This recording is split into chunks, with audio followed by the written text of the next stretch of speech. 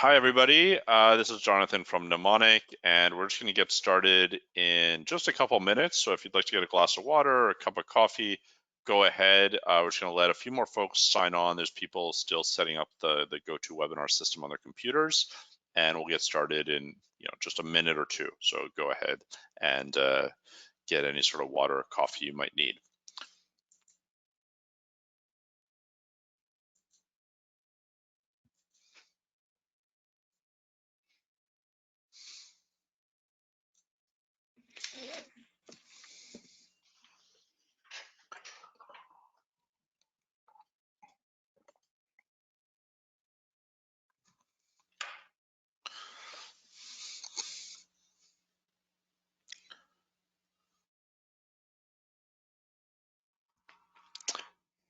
And men's are, if you see any sort of technical issues during the webinar, please let me know. But everybody should be able to see my screen at this point, and I've just turned my webcam on. Yeah, it looks good. I don't see Mo. I'm not sure if he's put his webcam on. That's all. Yeah, probably not yet. It's okay. Okay, great. So why don't we get started? I'll start off with the fun housekeeping activities.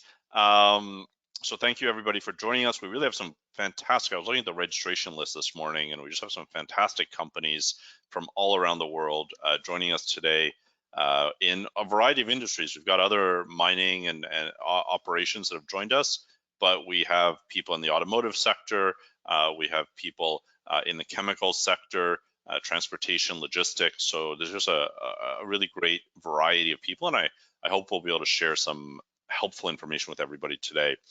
So before diving into the discussion today and the presentation, just a couple of housekeeping things.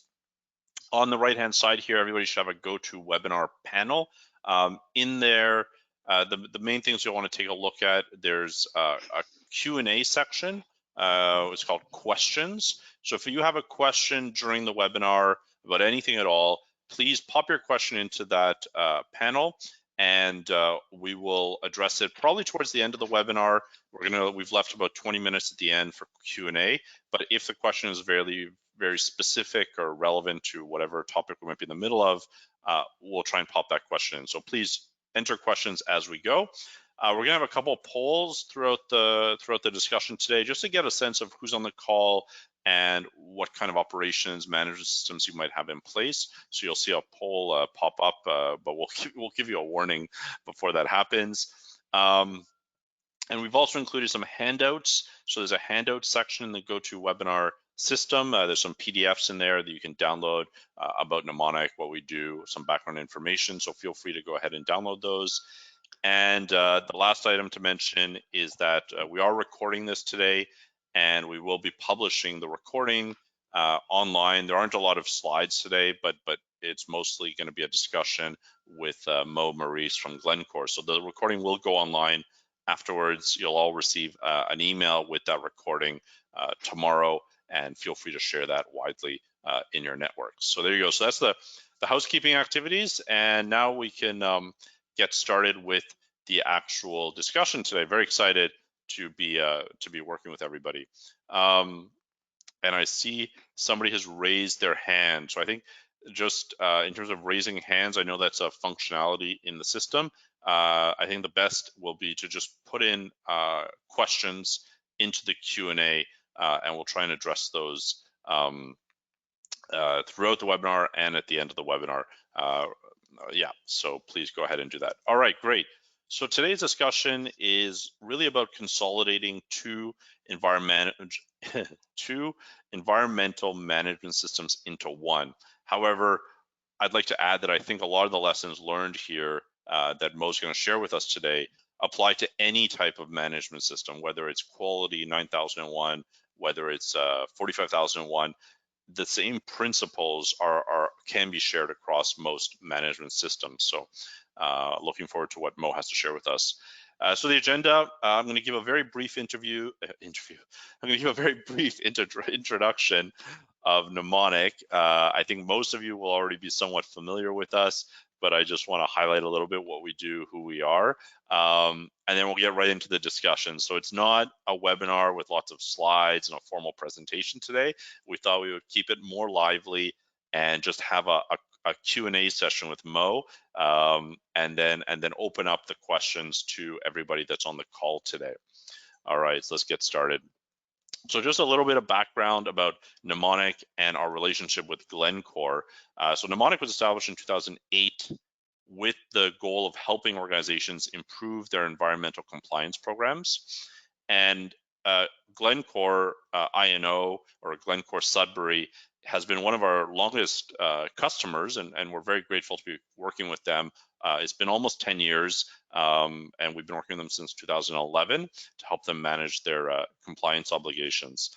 And Mnemonic, generally speaking, works a lot with the mining industry in Canada. We work with about 70% of the major mining operations in Canada. We're trying to get that other 30%, of course, but I'm a metallurgical engineer by training, actually, and so it's always a lot of fun to work with our mining and processing companies around Canada, as well as overseas and in other countries. And the last message is, Mnemonic's really, we view ourselves as a partner with all of our customers to help them along on their compliance journey. It's more than just a piece of software. We're really here to help you and to have these discussions. And what we're trying to do, not with just Glencore, but with all of our customers around the world, is to help everybody move from reactive and inconsistent compliance programs or management systems to being fully proactive and forward thinking. And we recognize that everybody's on a journey. Every organization is at a different level of maturity. What Mo has achieved at Glencore Sudbury is to help move that operation on the environmental front forwards towards becoming more proactive, more organized, and we're thrilled that he's willing to share some of his knowledge today. And the basic premise that we have at Mnemonic, and really this is what we've observed over the last 12 years since the company started, is that the vast majority of organizations do not know all of their compliance obligations, which inevitably leads to surprises. And these surprises cost money, time, risk, headache. And part of the challenge is when you have multiple systems in place. In this case today, we're talking about management systems, but when you have multiple systems, siloed organizational structures, you inevitably have these obligations just spread out in too many systems. So we help companies centralize it, because a typical facility has about 3,000 compliance obligations. That's environment, health, safety, and public safety, and at least 200 new ones a year, because the regs are changing, the code standards are changing, your permits are changing. So it's a lot of work. And what we do with all of our customers is we help you identify all your obligations across the various issues you're facing, environmental, safety, HR, etc., and across different sources. So you have obligations or requirements coming at you from corporate, from regulatory bodies, standards bodies, permits you've received from the government, and we try to bring all of this into one coherent system so you can create action items and conduct audits. And last slide about Mnemonic before we dive into the conversation today. The ultimate goal here, it's about making your business more resilient, or your organization more resilient. We work with a lot of government as well. And we want you to have 360-degree coverage of all your obligations, have it centralized. Always be ready for an audit. Audits should be tools to just do continuous improvement. They should not be the driver of your compliance initiatives, which a lot of organizations still do that. And the ultimate outcome is better trust between yourself, your employees, your staff, your contractors, shareholders, and local communities. Less risk, and of course, less surprises. So with that background on Mnemonic, I just want to provide a very, very high level background on Glencore, the corporate organization. So it's one of the world's largest global mining companies, leading on sustainability, governance, and environmental practices. We work with a number of Glencore sites, actually, and I'm always impressed by the level of maturity and the approach that Glencore takes to environmental issues. They're present in over 35 countries, over 135,000 employees, and more than 150 assets. So without further ado, I'd like to introduce Mo. I'm going to let Mo do his own bio and introduction. And once we just finish this, Mo, I'll switch off the slides, and we can just have a straightforward conversation. So Mo, why don't you go ahead and introduce yourself? And I think we're all keen to learn a little bit more about your background and responsibilities. Excellent. Thanks, Jonathan. Welcome everyone to the webinar. Thanks, Jonathan, for the invite. I'm hoping to basically share what the last 2 years have been as far as integrating these two systems into one. But maybe a bit of myself, like Jonathan said. I think my bio was on some of the mailouts and so on. But I've been with mining industry for 25 years, always with essentially the same group in Sudbury, which was Falconbridge Xstrata, now Glencore. And essentially, in the last, I guess, 10 years, I've been involved in the environmental management system side of the business. Held many roles as far as environmental coordinator / environmental lead and so on. And I'd say back in 2016 is when I took over as the environmental management systems lead for Glencore Sudbury. And this involved managing the two separate systems at that time and other management systems that we subscribe to also through the industry. So as you can see, my main focus is managing our ISO certifications for these sites, basically maintaining our continual improvement processes, maintaining our compliance obligations, and also fulfilling our objectives and targets every year are kind of critical to us. And as Jonathan mentioned, Glencore has a great appetite for great environmental stewardship and so on. So we try to maintain that throughout all our sites in our approach to compliance. So basically that's my intro. But maybe to go further, Jonathan, like you said, I kind of described my role, but now I'll describe kind of the structure in Sudbury and how that falls into play. So basically, Glencore, okay, very perfect. So basically, Glencore Sudbury includes our exploration group, underground mines, a smelter, and a mill. And also that's all located within the Sudbury Basin. And our other site that's outside of the Sudbury Basin is our port facility in Quebec City. So the port facility is our main hub of transportation as far as bringing in concentrate from northern Quebec to Sudbury for smelting, and also from picking up our final product in Sudbury by rail to Quebec City and then being sent to our refinery in Norway. So we currently employ roughly 1,300 employees full-time in the Sudbury area. We have 2 unions in play, a union for our production and maintenance workers, and then another union for our office clerical and technical workers. So that kind of sums up our operations in Sudbury, and that the fact that our port facility falls under the integrated operations of the Sudbury unit. And Mo, I mean, just to give people a bit of context, how long has the Sudbury operations been going? Because I know it's been around for a while, and what have sort of been the, how have you just maybe describe a little bit the history of the sites in Sudbury and the port in Quebec? Yes, no problem. Essentially, Falconbridge, I think, started in 1929 back in the Sudbury Basin. It's seen its share of mining and basically, open pit roasting, and we've seen the technology evolve throughout the years and so on. And also, back in the day, I guess the nickel refining was basically I guess there was a hole on nickel refining in North America, and Falconbridge at the time had to go look for a refinery outside of North America. Ended up, finding the refinery in Norway. And since the beginning, our final product from Sudbury, which is the nickel sulfide matte, goes to Norway to be refined into the different streams of products that we do produce. So your nickel, copper, and all your precious metals. And essentially, the Port of Quebec came into play over 50 years ago.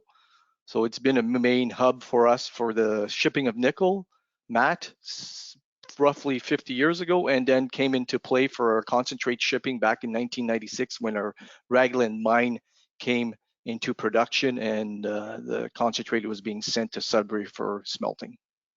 Right. So these are older operations that have, of course, been upgraded over the years as new technology has come online, but certainly you've inherited a lot of environmental say challenges and heritage, both good and bad. And kind of prior to this process of consolidating your environmental management systems and the certificates for the different sites, maybe give us a bit of background of like what 3 to 5 years ago what did the environmental management system look like? How was it broken up and associated with the different sites and the different environmental aspects and impacts that your rather complex operations have? Yeah, no problem, Jonathan. I'll bring us back to when we first initially certified the 2 sites. Like I'll mention the 2 certificates. So back in 2004 and 2005 is when while we were under Falconbridge ownership, we had the 2 certificates.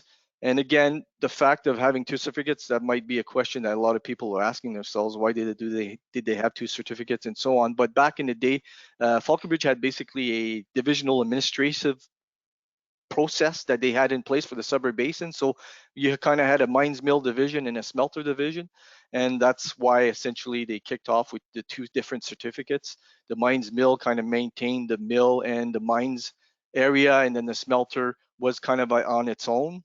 But over the years, with sites closing, new sites coming online, so these certificates have evolved, our EMS has evolved in order to bring in new sites, and then remove out of scope some of the closure sites that are on care and maintenance and so on. So these have evolved throughout the years. But then in 2006, we were purchased by Xstrata. So we switched over to the Xstrata group, who had a different philosophy as Falconbridge as far as running operations, but we were still kind of in divide for the 2 units. Mines, mill, smelter kind of still operated in different divisions and so on. So nothing was really tackled at that time to look at integrating and so on. But back in 2013, when Glencore did purchase us, and under the new ownership, Glencore came in with a structure and basically refined our process in Sudbury and administrative, I guess, tools to become Sudbury integrated nickel operations. So they kind of brought the whole gamut of our operations in the Sudbury Basin under one umbrella and under one kind of leadership, under one VP, and essentially that kind of raised the eyebrows. Well, okay, we're integrating all these sites and including Port of Quebec's integrated into this operation structure. So maybe it's a good time now to look at integrating the systems together. But talking on EMS risks and so on, yes, legacy site, the smelter has a big footprint in the Sudbury Basin and so on. But we got to say some of the new sites that we've developed are state of the art with small footprints that are not causing us as much environmental impact on the community and so on. But as far as our risks throughout the years, right, we're a smelter, we're a mill, we're a mine. So a lot of our risks have been around air emissions, water releases, right, to the environment, water management, waste generation. And obviously one of the big ones also is land use, right? All the closure stuff that comes into play with our big sites or in the area impacted by legacy mining, which was not as environmentally friendly as what we see it these days with all the regulations that were in place. That's where we kind of gone from to where we are today. Great. And so just to kind of recap and make sure I understand everything, Falconbridge is an old site, started in the 1920s, 1930s, and the more recent history is it went through a series of acquisitions over the last 20 years. And starting in 2013, with Glencore, you were trying to bring everything together under one sort of business unit or organization, if you will, for the Sudbury plus the ports, but you still had 2 environmental management systems in place, which was a bit of an inheritance of the previous structure. And we see that a lot around the world where companies create organizational structures with good intentions, trying to accomplish different things, but that creates all sorts of cascading effects where you have different siloed management systems, different approaches, and then it goes back in the other direction. They try and consolidate everything, and then who knows what will happen in a few years. But starting in 2013, you started to consolidate not just the environmental management system, but the operations. And then I guess at the same time, we also had ISO 14001 that was updated in 2015 with a whole series of changes. And was that part of the reason why you decided to really integrate these 2 management systems and consolidate everything? No, on that point, Jonathan, yes, Glencore took us over in 2013, but it took a good couple of years before we integrated the whole business into one kind of a system in Sudbury. But by that time, essentially the 2 two management systems were already on the path of transitioning over to the new 2015 standard. Okay. So that was not the main driver for this. But back in 2016 is when I was given the responsibility of both sites, and I kind of helped with the transition to the new standard. And that's when things started to fall into play, right? Why are we managing these two systems? We're integrated now. And again, having two solid environmental teams at each end of the city, which we could say, right? Because the mill and the smelter are spread by about 80 kilometers across the basin. But having two solid teams and looking at the systems and looking at the benefits we could have of integrating this, it's when that, we kind of said, okay, I think this is the opportune time to start looking at it. Let's, we kind of went the route of doing a management of change, risk review on what would it take to put these two systems together, what are the big risks of putting these systems together, and that kind of started the ball rolling. And then basically after that, I approached senior leadership and pitched it to them as far as going forward with this integration.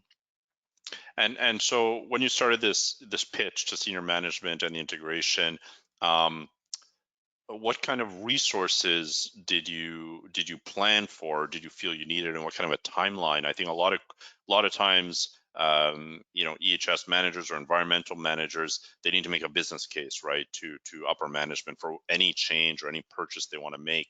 And so effectively, planning properly how much resources, how much time you're going to need to do something, and what the potential benefits are, the return on investment. So what was your initial sort of pitch, and how much time and resources did you ask for, and maybe how much were you given at the end of the day? That would be, I'm quite curious to know how big a project was this for you, but for the company in general. Yes, I think as far as the pitch to senior management, I think it made sense, to integrate both systems and so on. But obviously, that did come without a project plan that had kind of set up prior to that. So essentially, I was looking at at least a 2-year period in order to get this done. As far as resources, people, well, we do have our, everyone was involved, from our training departments to our environmental teams to our operations group, because it impacted everyone from, the person working on the floor right up to senior leadership. So just having everything well spelled out, a timeline well defined.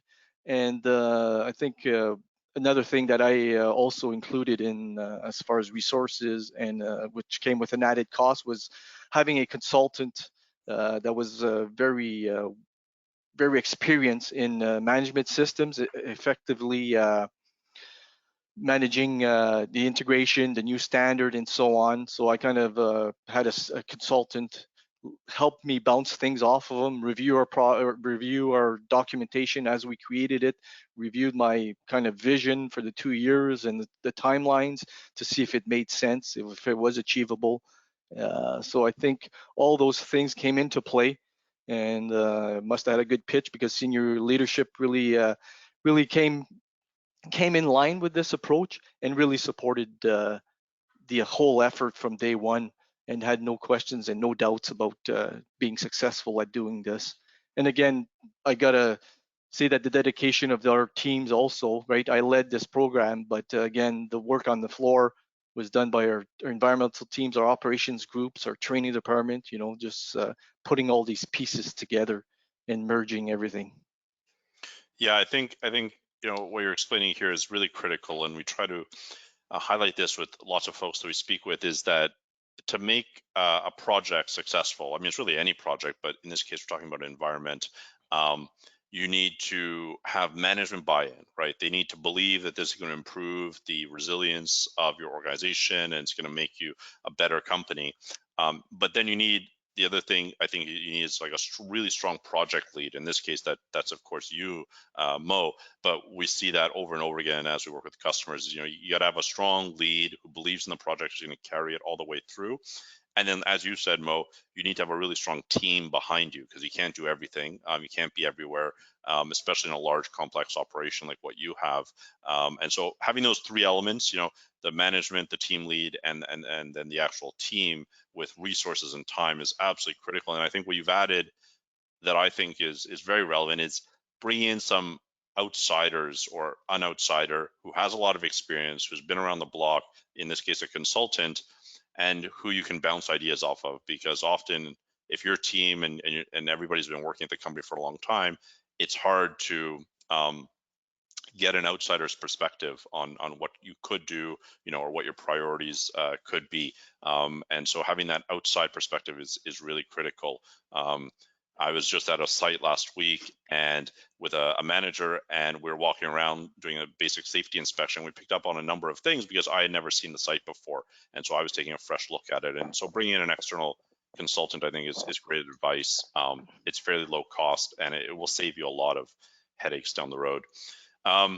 So, I mean, as you started to consolidate these two systems, what were some of the, maybe it'd be good to know, like, what were some of the core differences between the two systems, when you were starting off, and then as you were integrating them, what were some of the biggest challenges that you started hitting, maybe any surprises, things that were different than what you were expecting? So, what was the difference when you started, and then what kind of hiccups did you maybe hit along the road, and how did you overcome them? Okay, perfect. Maybe I'll just wrap it up on the time frame, just to give everyone kind of some key dates that we looked at. So basically, I got senior management approval February 2019 to move forward with this process. So the process, basically, my timeline was from February 2019 to our basically integration surveillance audit with our registrar to be completed in November 2020. So that was kind of the time frame I looked at, and there was definitely some milestones in between that in order in order to hit that final timeline. There was definitely some critical milestone as far as structure and organization of our documents. There was also some recertification audits happening in between that with our registrar. So it was the juggling of all that, integrating all the documentation, the training, and so on. So just to give you a perspective, it was just under 2 years to accomplish that. But on the biggest challenge side, Jonathan, yeah, I think, like you said, we had two systems, and basically looking at both systems at the time, there was some definite best practices in one system and compared to the other. It was just to look at which one we'd adapt going forward, right? Because like I said, the aspect list ranking was different from one site to the other. The way they managed their compliance obligations was kind of different. And also the training requirements at all the levels. So it just became an exercise of sitting down with all the key parties and looking at what was the best fit for our integrated system. And then we kind of picked, the one site had a better aspect list. And while we were integrating, we decided to, the new standards all about risk-based and so on. So we decided to move it a level and kind of use our Glencore integrated risk system to incorporate it, so everyone was familiar with it. Everyone that came to an aspect review, everyone that came to re-rank our aspects under the new integrated system already knew the flow of our risk process, our matrices, and so on. So that kind of was one of the key things that we picked out from one of the sites, which the other one didn't have. On the managing of compliance, we had one site fully managing their compliance in Mnemonic, and the other site still was running with spreadsheets and stuff like that, but still having Mnemonic in the background, providing them the updates and so on. So I think one of the key points there was also having the help of a third party like Mnemonic help us align ourselves to one Sudbury INO register that encompassed everything. And we also structured our register based on our significant environmental aspects, therefore very easy to audit, very easy to pull up during an audit and show the registrar auditors how we flow through, how we do our updates, all the histories there and everything else. So that alleviated a lot of Excel spreadsheets and systems that were out there. Training was kind of tricky because we're dealing with a mill, a smelter, a mine. So the training and the training aspect is very different for each site. But on one of those, what I ended up doing and what seems to have worked well is I created one training platform for EMS awareness for all of our sites. So therefore, this kind of streamlined our training across the entire basin. So someone working at our mill did not have to go through further training if they were transferred to the smelter or going to the smelter to work, vice versa across all the sites. So the one training covered everyone across. So it created a lot of consistency, and it was a great synergy to do that across the board. So those are some of the key things that, from the two systems we kind of picked out, drove through, and accomplished. Yeah, and so I mean, it sounds like you already noted a number of benefits here. I mean, just to come back to the timeline, I guess, were you more or less full time on this project between those two dates of February 2019 and November 2020? Like, what percentage of your own time were you putting into this project, would you say, ballpark? I'd say ballpark, probably a good 60 to 70% of my time was on this project, Okay. while also maintaining the two certificates right through, Yeah. because we still had our internal audits, our compliance audits to maintain our certification. We had a recertification audit, like I mentioned, throughout that whole program, and also the other systems that I manage, right? The Mac TSM, the green marine stuff that comes into play under my role. So I'd say probably 60 to 70% of my time was spent on getting the system integrated and getting to our end goal of November 2020. Okay.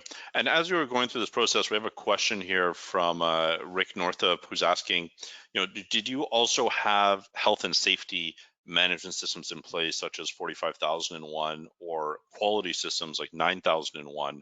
And if you did, was there any effort I understand you're trying to align already two systems and two certificates under one, but was there any effort made to try and also align it with practices that might be happening in health and safety or in quality, or was that not something you considered during this project? It was considered, but we don't have this structure right now. Our health and safety systems were not 18,001 certified at the time, which is now 45,001. So they don't health safety. We don't have any quality standards. Those were not part of the scope. But it's funny that the question was asked. We just completed an ISO 14001 gap on our health and safety systems last week. We just got the report. So that's something we are looking now in the future to integrate into our EMS. So Okay. One structure, one system going forward. But in this project, they were not looked at because of the current structure that we have for health safety in our integrated system. Okay. So, I mean, just kind of coming back to the benefits that you've seen. So you talked about having standardized training across all the sites so that people can more easily move from one site to another to do different jobs. Having just a centralized obligations register, having also a consolidated list of aspects and impacts that are ranked by risk. And what I understood is that you did have a risk evaluation, and maybe I misunderstood, but you had a risk evaluation structure and procedure that came from Glencore corporate. Was that something that was provided to you, or were you developing your own risk evaluation approach for environmental issues? No, basically, we had the Glencore corporate one, but we weren't with the two EMS that were already in place when Glencore took us over. We weren't using that corporate matrix and corporate approach, enterprise risk management system from Glencore. So when it came to the integration, that's when we decided to really integrate right into the Glencore integrated risk management system, to incorporate it right into our EMS, our aspect list ranking, and so on. And one of the things also, Jonathan, you mentioned, maybe one of the biggest challenges, what I think everyone on the line knows, that what happened last March across the world, right? COVID came and really surprised us and really changed some of the course of our actions, and really impacted us in a few ways. We were kind of asked at that point, should we just, hold off, wait? And I just wanted to push forward and get it completed because we were seeing the finish line at that point in March. But we did run into some challenges with our registrar for our path forward in regards to audits that we did not anticipate, going to full remote audits and so on. So I think the team did a great job at adapting to the new technology out there, going out in the field for remote audits with iPads, filming stuff and so on. So we managed to work our way through the pandemic right up to November 2020 when we had our audit, or final, integration / surveillance audit across all our systems. Because my understanding is that you guys operated all throughout COVID. I mean, there was no downtime caused by COVID. Even though you may have had some staff who had to take more time off, but you guys were operating continuously throughout the whole period, and still today, COVID unfortunately is not fully resolved. But that's, so you guys had to operate this and do the changes, and you ended up doing virtual audits towards the end of the project. It's kind of what I'm understanding. Yes, correctly. Yes, exactly. Our operations did continue, and we're not heavily impacted by the COVID, with all of the, I guess, the processes and procedures that were put in place as far as screening for our sites. But we were fortunate that way that we were able to carry on with our operations and again carry on with this project. Okay. And so I mean, what other lessons would you maybe want to share with environmental professionals or people working with management systems in general? I think a lot of what we've seen over the years is often companies implement a management system, whether it's 14,001 or another one, and then the years go by and they start viewing it as paperwork, as something that is just filling out Excel sheets and documents and procedures, and they don't necessarily see the business value in it. And then they stop their certification, and maybe sometimes they even stop using the management system. And I'd say that's something we see, particularly in North America, more than in Europe or Asia. But I guess my question would be, what other recommendations would you have for people who are looking to ensure they get value out of their business value, out of their management systems, and that it's driving the organization forward, and it's not just a whole bunch of paperwork that they feel is unneeded? Like, how have you made sure that your team, your company, your organization are continuously driving value through these management systems? And any sort of lessons or recommendations for other folks would be greatly appreciated. Okay, maybe I'll touch on a few other benefits that I've seen before I get onto that question, Jonathan, if you're okay with that. So a big thing for us really was when, we were running two systems, two EMS manuals, two policies. So it's, just the streamlining of all our documentation. We saw a reduction in documentation by almost 60% as far as the merger and the integration went. So that was great as far as when you're looking at training, you're looking at communication, that was a great improvement. And also what came with that was also the integrated process for our continual improvement plans, our modification of change processes, and also our documentation. Key thing was we were managing everything on SharePoint, so everything was now in one location, structured into the one system, and very easy to access and to basically get to select your standard operating procedures that you required and so on.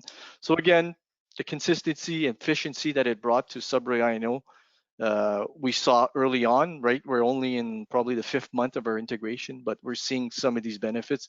And what we're hoping this year is what we calculated is a 40% decrease in audit days. So again, very valuable. This is people's time being tied up, the cost of having auditors come to site and so on. So that, I think we'll see that benefit come through in 2021.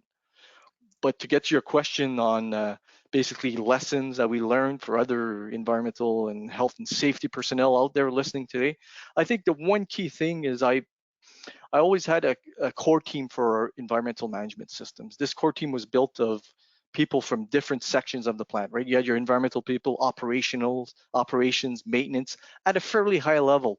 So I kept these core teams going right through the entire integration. And then once we integrated, I basically came up with our Subdury I&O core team that now is fully in place. We meet monthly. So I think this is a great line of communication, keeping the system alive. And again, these people that are sitting at this core team level are people that can make decisions, take actions from that core team and drive them to their sites, drive them to their groups. And basically we see the benefit of this. And we've seen the benefit of these core teams over the last couple of years for sure. So that's kind of one of the key things that I lessened, that I think it's very valuable to have these key people tied close to the system, know what's going on, and again, being involved day in, day out. Yeah, absolutely. Having that core team do work, but also, as you said, to take decisions and to move the ball forward is really critical, because you got always, any project, I mean, you got to look out for bottlenecks, and if all your team members need to come back to you or to somebody else for decision making, it just slows the whole process down, right? So figuring out how you can delegate responsibility and decision making is super critical. But I mean, 40% decrease in audit days is amazing. I mean, that's a huge cost saving, and it's also a huge headache saving, because nobody likes to do audits, or at least to be audited. I guess maybe auditors like to do it, but nobody likes to be audited. So I mean, when Mnemonic were big proponents of this, is like, if you get your house in order, as you said, centralize your documentation, make sure that you reduce as much as you can your documentation to the core stuff that's really going to drive business value. Get everything organized. 5S principles in lean manufacturing. It's just going to save you a whole lot of audit days, and that's money, that's time, that's headaches. And again, if you can get to the point where audits are really just spot checks to make sure that you're operating your system and that you're in compliance, that's really what we want to be. You don't want to have these massive 5-day audits that come up with a thick binder of findings, and then that's your action plan for the next 3 years. I mean, unfortunately, too many organizations still do that. So I'm really happy to hear that you're able to reduce your audit days.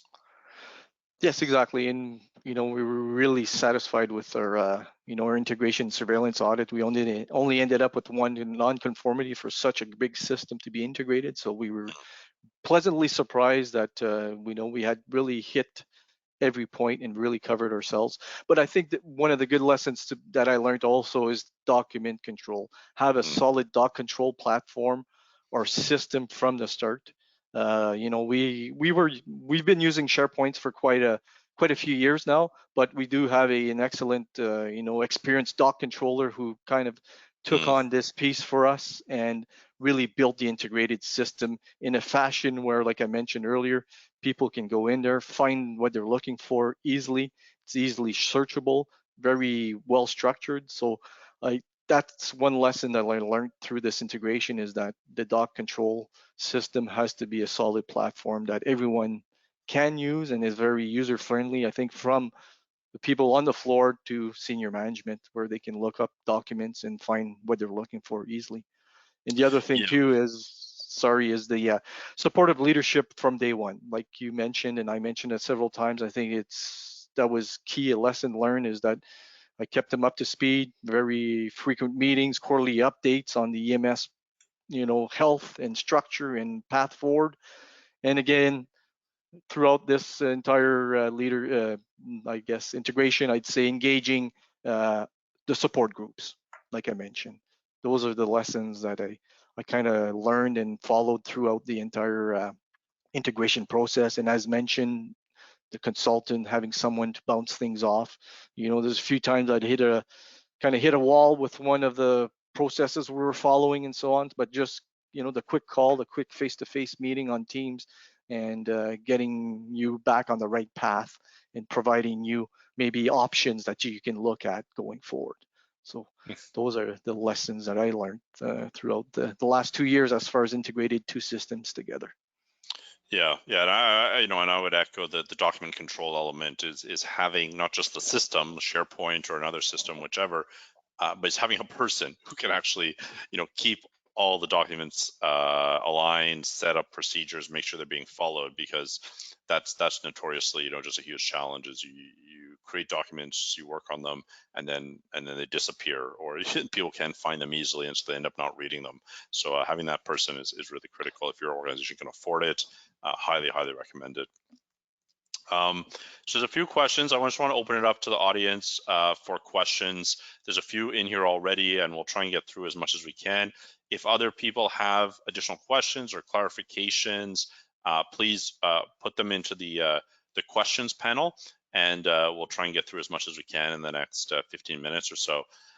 So one question here is, I think, because in the initial presentation, I mentioned that Glencore has over 135,000 employees, but the scope of this EMS that you're talking about today is for the facilities you've mentioned in Sudbury and in Quebec at the port. It's not touching the other sites or the 135,000 employees around the world. Is that correct? Yes, exactly. This is basically Glencore's Subdury Integrated Nickel Operations Division in Ontario and Okay. Quebec. Yes, it's the the 5 sites and the exploration group that kind of falls under that umbrella. And you mentioned earlier, I think, that you have about 1,300 employees across those 5 sites, right? Correct. Yes, exactly. Okay. And I guess out of curiosity, I mean, Glencore is a big company with many different sites and assets. I mean, was there any collaboration or work beyond the corporate risk evaluations items that you received? Was there any collaboration with or interaction, I should say, with other sites around their EMSs, or this was done really, in isolation for your site, which is already pretty big? I mean, it's not like you have a small operation. No, but definitely I stay in touch with our Raglan site and some of the other sites in North America, and we do talk frequently on what best practices are in their EMS and so on. So there was some interaction with the other sites, but basically we did our own thing here and pushed forward, and this is something we wanted. On the corporate side, right, Glencore kind of has the HSEC structure, so that's what we kind of developed our new manual under the HSEC structure. So our manual is now part of our overall HSEC manual that encompasses all of Sudbury INO. And that was a great benefit also, just to use that structure and take advantage of what was already created and just, build on that. Okay. Great. And so the next question is, who's your certification body? Who are you working with? And even more interesting than that, I'd say, is why did you choose them over the various other certification bodies out there? I think when it comes to procurement, whether it's for certification or suppliers, that's always a challenge, is figuring out who to pick and what your process is going to be there. So maybe you can speak a little bit about who you got certified with, and how you came to that decision to pick them. Okay, well, since 2004, 2005, we've been with SGS. So they've been our registrar and our certification body since then. And essentially, we've gone out for tenders over the years and so on, and they've always come in, like you say, the procurement processes that we follow throughout the organization. And SGS have kept being basically our registrar or certification body since 2004. And we just signed another 3 years with them last month, as far as them continuing on this path forward. And was it mostly a cost sort of driven decision, or did you have other factors evaluated in there, such as speed, quality of work, etc.? I mean, or was it purely like, who's going to get this done at the lowest cost? No, it's a series of factors. It's not just based on cost, definitely, but it's a series of factors. Exactly, the time they're looking at to complete audits, the quality of their auditors, and so on, and it kind of their track record also, because some of our other sites that are ISO certified are also using other certifying bodies, and I've been in touch with them and so on. So all these people had a chance to to bid and to put a proposal forward in order to take over our system, but SGS was successful at maintaining it, and we've had great service through SGS throughout the years.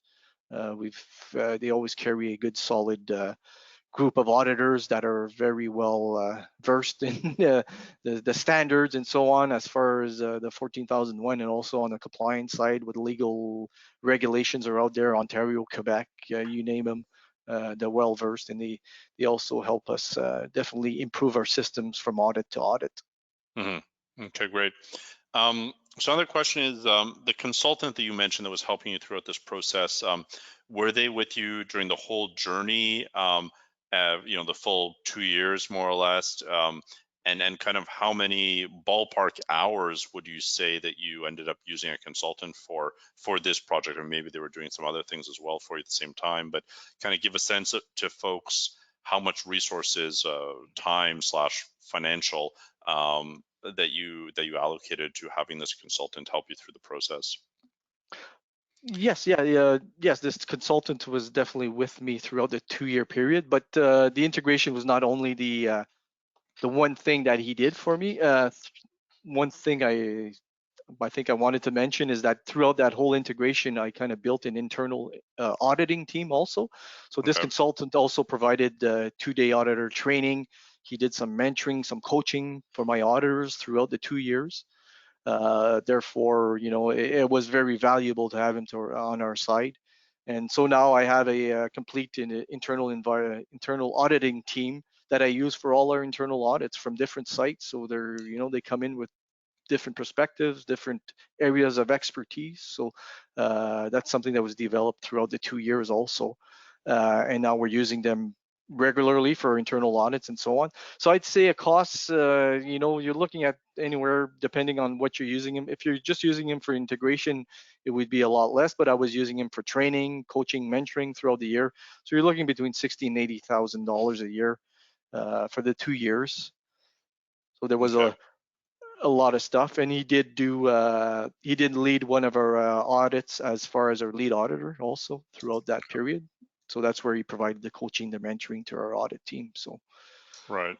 very money well spent and very valuable, I'd say.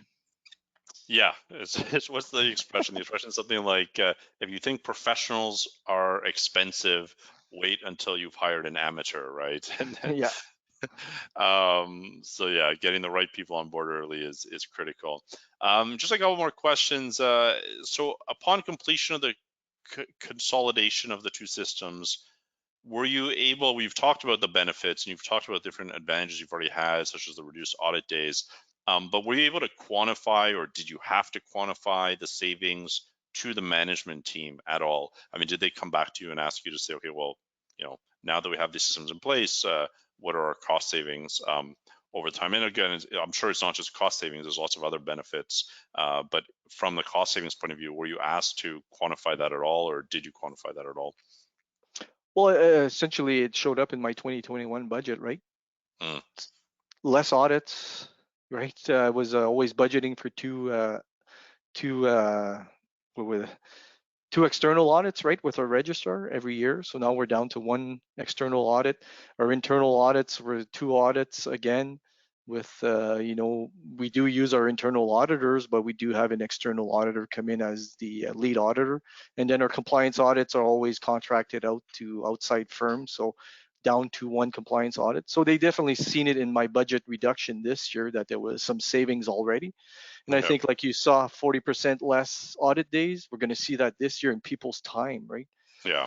We all know how people get tied up into audits and how many people get tied up in audits. So we're going to see that, extra time and people not having to, deal with the audits and so on at all these sites. So a lot less people being tied up and their time being freed up. Right. Yeah. No, that makes a lot of sense. It's all these, things that can seem small, like having your documentation order, having your obligations in one place, having less audit days. Each thing is just, you add it up and it starts to add up to quite a bit, right?